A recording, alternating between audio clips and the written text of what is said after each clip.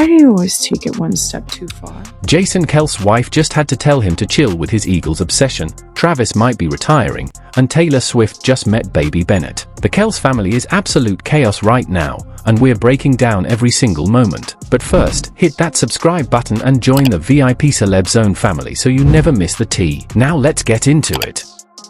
The Kelce universe has officially entered its chaos and cuteness era, and honestly, we're all just living in it at this point. So first up, Kylie Kelce throws down the most hilarious reality check when Jason's Eagles obsession starts getting a little too intense. Go! 92%ers, please welcome back to the show, Caitlin Clark! And then, New Heights wraps up the year with an absolute banger when Caitlin Clark pulls up again, and fans completely lose their minds. Yep, she's met her. We were fortunate to have them all in, and it doesn't happen often. Everybody's busy. After that, Travis drops some major news during the Chiefs' final week while retirement whispers keep getting louder. And finally, Jason reveals that Taylor Swift has officially met baby Bennett. Cue the internet screaming. A couple weeks ago, That's all you can control. Yeah. I turned it around trying to get some Chiefs magic. Like we're trying to spread the goodwill. So you retire from the NFL. You've got the beard, the legend status, the whole I can finally relax vibe going, and yet you're still watching Eagles games like you personally invented football. Like the entire city of Philly will crumble into the Delaware River if they lose. That's basically Jason Kelce right now. The man may have stepped off the field, but mentally, he's still out there, shoulder pads on, heart rate doing the CHA, living and dying with every single snap like the scoreboard is somehow linked to his life insurance policy. And honestly, it's not even shocking. If you know anything about Eagles fans, you know they don't just support a team. They enter a lifelong emotional contract with it. It's like marriage, but with way more yelling and fewer anniversary dinners. Jason's obsession has apparently gotten so intense that even Kylie Kelce, who has been through every playoff run, every heartbreak, every this is our year moment, finally had to step in and say, "Okay, babe, love you, but you're doing too much." According to insiders, Kylie didn't come at Jason with anger or some dramatic we need to talk energy. It was more like that hilarious, exhausted spouse vibe where you're laughing, but your eyes are also screaming, "I swear I will unplug this TV and launch it into the backyard." She called him out during a recent episode of their podcast Hangout, and the vibe was classic Kelce, playful, honest, and a tiny bit chaotic. Like family dinner, if your family happened to include two massive football dudes and an equally sharp,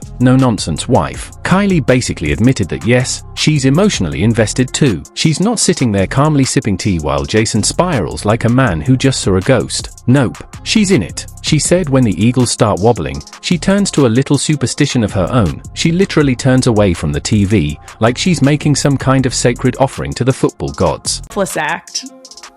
It's a selfless act because it's like It's a sacrifice. It it's is a sacrifice of your own because fandom. yes, because I'm like, I want to watch this so bad. Imagine how badly she wants to watch, but she's acting like she's taking one for the team, staring into the void like, if I don't look, maybe we'll score. That's not fandom. That's spiritual warfare. And she didn't even pretend it was rational. She basically framed it as the only control she has in a situation where everything is complete chaos. Like, she knows she can't block for Jalen Hurts or call plays from the couch, right? So her version of contributing? Doing this dramatic little I can't watch ritual. We up the sacrifice. She made it sound almost heroic, like she deserved a medal for emotional sacrifice. And honestly, she might, because not watching the game when you desperately want to is a level of discipline most of us will never experience. That's like being on a diet and refusing fries when they're sitting right there, warm and salty, literally calling your name. But here's where things get spicy. Jason, being Jason, apparently took her superstition and did what he always does, grabbed it, ran with it, and sprinted straight past funny into bro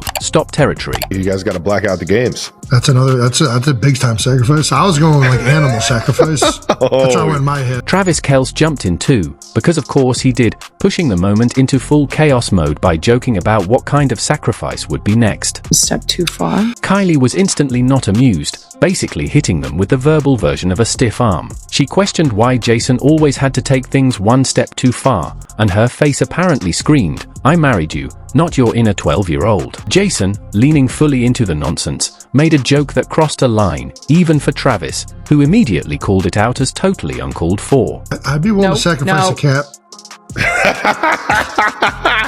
That was uncalled for, but hilarious. And that's the thing. The Kelces are funny because it's real. It's not some scripted celebrity couple energy. It's the kind of teasing and chaos you see in actual families where people roast each other non-stop. But there are also moments where someone has to go, all right, enough. Kylie set that boundary perfectly without killing the vibe, just reminding everyone that fandom is fun until it turns into a whole circus. Meanwhile, Philly is sitting pretty at 11-5 and leading the NFC East, so it's not like the season has been a total heartbreak fest. Kylie's only had to endure a few losses, but even then, the message was clear: passion is cool, being loyal is great, but if your Eagles obsession is making your household feel like a pressure cooker every Sunday, you might need to dial it back before your wife starts turning away from you too. Meanwhile, while Kylie's trying to keep the Kelce household from turning into a full-blown football soap opera, the Kelce brothers are closing out 2024 on new heights by casually dropping a guest that has fans acting like someone just announced free Wi-Fi for life: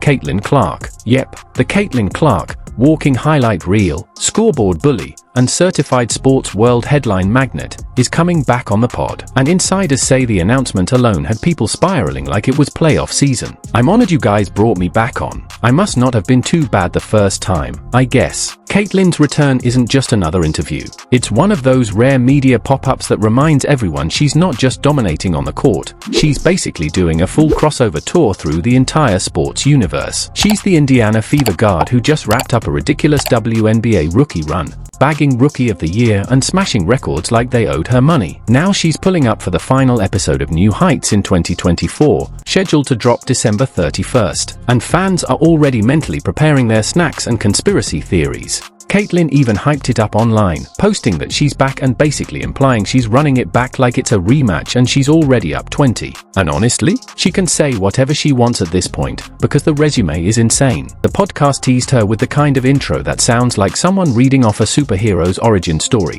all-time NCAA scoring leader, top WNBA draft pick, multi-time All-Star, Rookie of the Year, and even a big-time Athlete of the Year nod. Honored you guys brought me back on. I must have not have been too bad the first time, I guess. At this point, they might as well add part-time tornado and full-time problem to her bio. This isn't even her first time pulling up to new heights either. She was on back in January 2024, and it was one of those episodes where the vibe is half locker room talk, half group chat energy, and somehow still wholesome. And now she's back when her cultural footprint is even bigger. Sources say even league bigwigs have been calling her the most popular athlete in America, which is absolutely wild when you remember she's technically still early in her pro story. Caitlin's comeback tour with the Kelce brothers is already giving main character energy, and now Travis is dropping some spicy updates as the Chiefs stumble into their final week like someone dragging a half-dead Christmas tree back into storage. Apparently, Kansas City is one game away from wrapping up the 2024-25 season. And while it's not the fairy tale Chiefs Kingdom was daydreaming about, there's still this weird chin-up vibe in the building. Their last game is against the 2-14 Las Vegas Raiders on Sunday, January 5th, on the road, which is basically the NFL equivalent of a final exam where the teacher already tells you the questions, but you still somehow feel nervous. And here's where it gets real. Travis Kelce is staring down the big, scary question everyone keeps whispering about like it's Voldemort: retirement. Yep.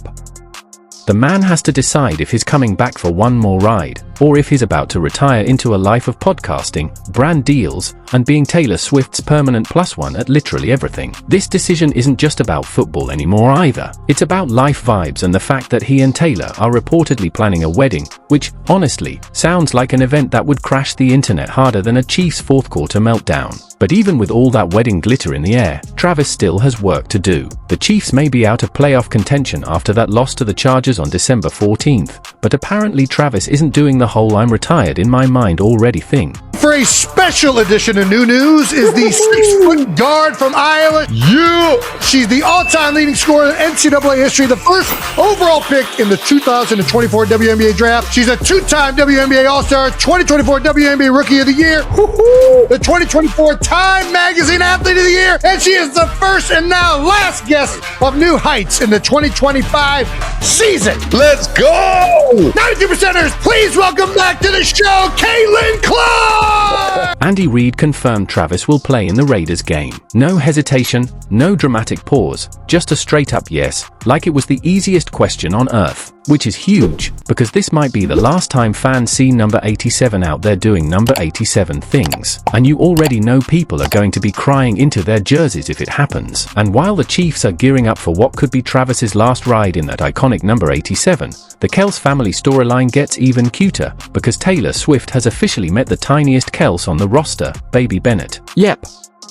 Jason Kelce recently shared that Taylor got to meet his youngest daughter during a family get-together, and that's the kind of wholesome celebrity crossover that should come with a soundtrack and a slow-motion montage. Imagine being a baby and your first big wow moment is literally Taylor Swift saying hi. Meanwhile, most of us can't even get our friends to answer texts in under 3 business days. Jason made it sound like one of those rare, magical moments where everyone's schedules finally align and the universe is like, all right, fine, you get one cute family gathering. He hinted it doesn't happen often because everybody's busy, which is basically code for the Kelces are always doing something loud and legendary, and Taylor is busy being Taylor.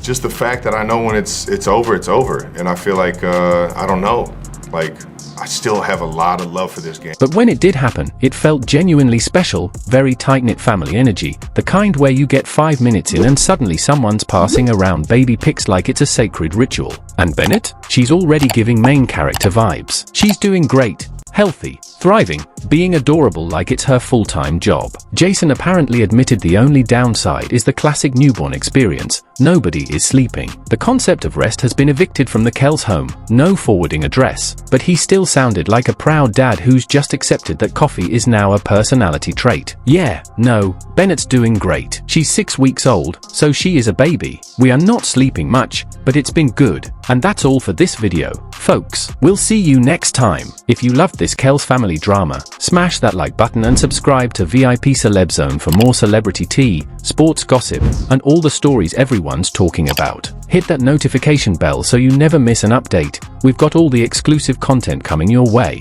See you in the next one.